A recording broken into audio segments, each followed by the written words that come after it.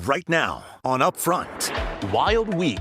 Well, it's an interesting pick, and we've got a confirmation process. Congress returning to Washington, the whirlwind of controversial cabinet picks from President-elect Donald Trump. To confirm those who are qualified for their posts and to reject those who are not. Trump on Capitol Hill, that Trump-Biden meeting at the White House, and Republicans officially keeping control of the House of Representatives. Our guest this Sunday, Republican U.S. Senator Ron Johnson, Democratic Congressman Mark Pocan. Then refusing to concede. I was shocked by what unfolded on election night. Republican U.S. Senate candidate Eric Hovde, Wisconsin Republicans saying they were blindsided. I think it shows that he's a sore loser. Now the fallout. Is a recount coming? New baseless claims targeting Milwaukee. And he still hasn't conceded. He lost the race. And Jacobs, chair of the Wisconsin Elections Commission, is here. The final scorecard. I never thought about that. Damn, that's what we should have been doing. Just how accurate were the polls? Charles Franklin with a new insight, and Congressman Glenn Grothman on a quest for UFOs. This is Upfront with Jaron Jordan and political director Matt Smith.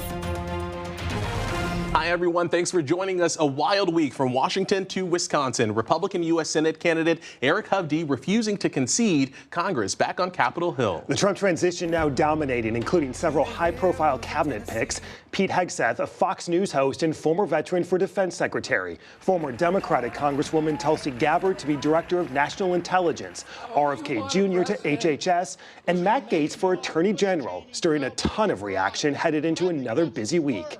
Let's bring in U.S. Senator Ron Johnson. Hey, Senator, good to see you. Welcome back to the show. Glad to be on. Let's start with Matt Gaetz and all the chatter surrounding that. I'm curious, at this point in your mind, will you vote to confirm him for Attorney General? Well, first of all, I've met Matt a couple times.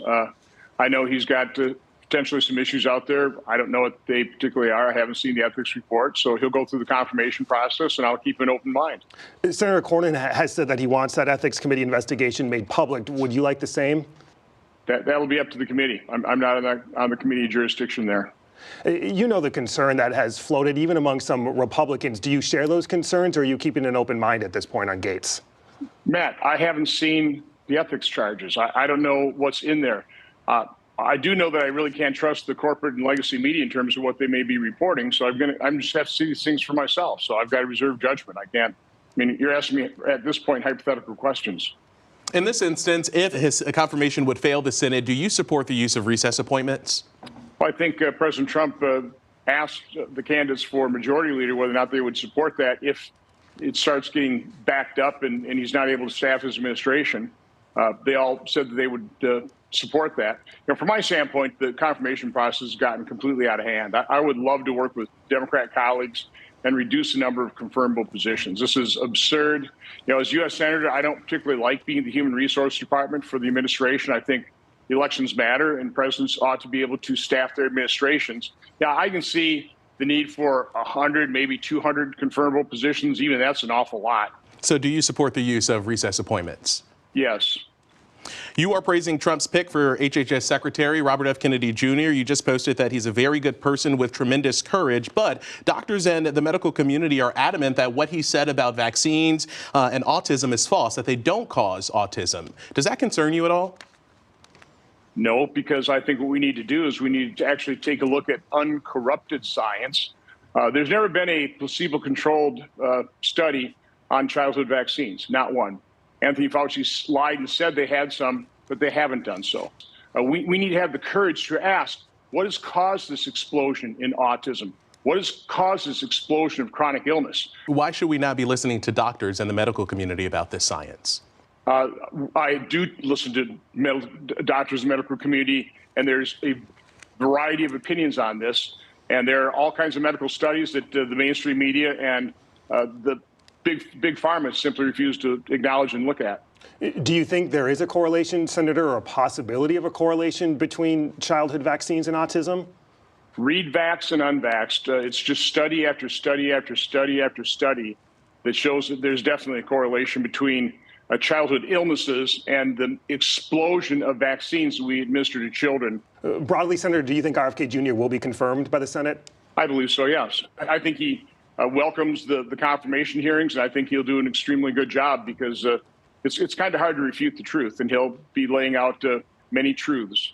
I want to get you post-election here in Wisconsin, ask you about Eric Hovde. He has yet to concede yet. Other Republicans across the state have told me they were blindsided by the video he put out earlier this week going after the city of Milwaukee third-party candidates. I'm curious your thoughts as we sit here today. Should he concede?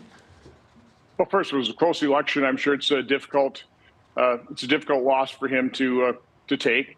I know he wants to make sure all the votes are counted. He knows exactly, all these things have been certified. Their questions remain unanswered. We have same-day registration, and as a result, that's certainly what they say when you have, certain wards that actually have more voters or more votes than they had registered voters. Again, it was very unfortunate that the Milwaukee Central count, it was such an incompetently run central count. The fact that they didn't lock and seal the machines, that wasn't noticed until 2 o'clock. They had to rerun 30,000 ballots. And so just, the result of that was you didn't have those ballots counted until the wee hours of the morning, just like the Democrat Party chair, Ben Winkler, predicted the day before on MSNBC. We'll see this red mirage.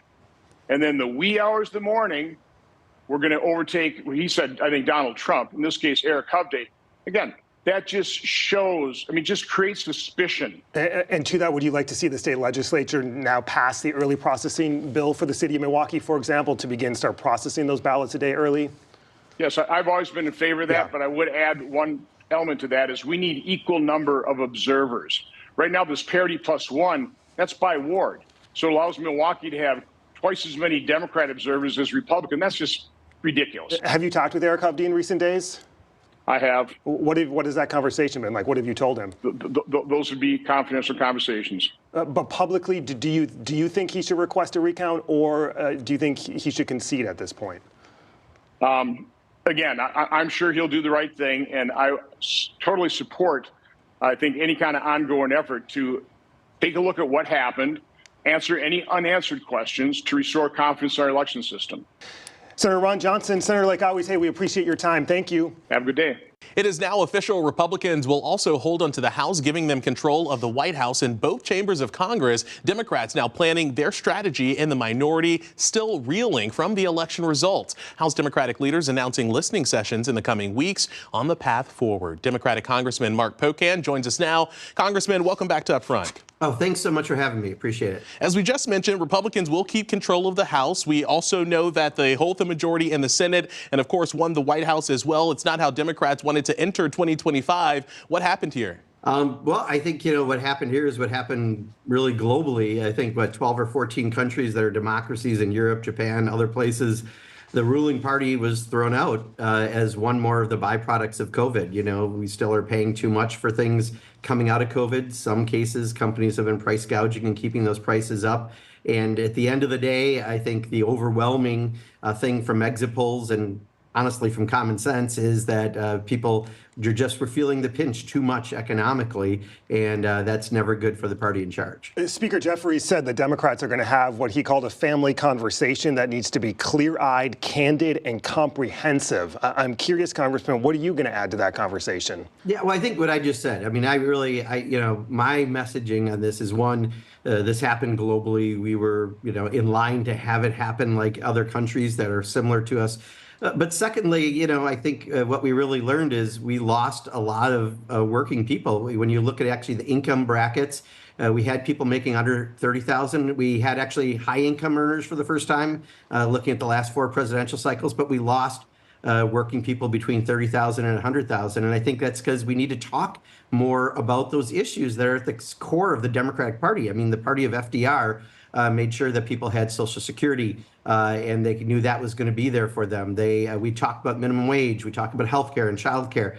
If we talk about core economic issues, you are talking to the vast majority of voters. And I think all too often we may not have. Often, I think, when you're trying to appease to different interests that, talk to political parties. And then the Republicans did a good job of subterfuge, putting out subjects that they only brought up and acted like we were in trying to confuse things. But at the end of the day, the voters voted on their pocketbook, and we need to get back to talking about common sense, working class economics for people.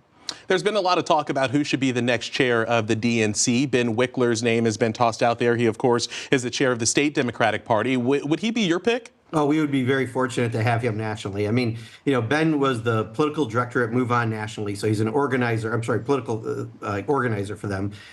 He's a great fundraiser for the state party, and he's great at communications because you all have him on all the time, rightfully so. If he can hit the trifecta, that'd be great for the Democratic Party nationally. We did the best of the 7 swing states, and again, I think there's a lot to learn from how the Democratic Party in Wisconsin operated. I'm assuming he's getting a lot of phone calls behind the scenes. Are you going to push for him to run and potentially get this? I've already expressed that interest, and I have a lot of colleagues asking me about him. They've just heard a lot of good things. Just this morning, I talked to a member from Michigan who relayed that their governor thinks Ben's one of the best party chairs in the country, right? I think everyone acknowledges that. That might be a good person to put in charge of the DNC. Cabinet and other top-level confirmations will, of course, come in the Senate. But given the nominations that you've seen so far, should Senate Democrats vote to confirm any of Trump's picks? First day he came out with, Stefanik, a few others, I'm like, okay, those are traditional Republican picks. But then, when you pick Fox News broadcaster to run the Department of Defense, that raised my eyebrows. And then when Tulsi Gabbard, one of my more bizarre colleagues I ever served with, she came in my class, was going to be in charge of intelligence, my eyebrows almost became a toupee. And then when I saw Matt Gaetz at that point, my hair literally was on the ceiling. This is a bizarre set of picks, and it's going to be a wild ride, so I hope everyone has something to strap in. Another busy week on tap. Congressman Mark Pocan. Congressman, like always, thank you. Sure, thank you so much. Up next, refusal to concede, that campaign video from Republican U.S. Senate candidate Eric Hovde, the swift backlash from fellow Republicans. So what's next? Ann Jacobs, chair of the Wisconsin Elections Commission, is standing by.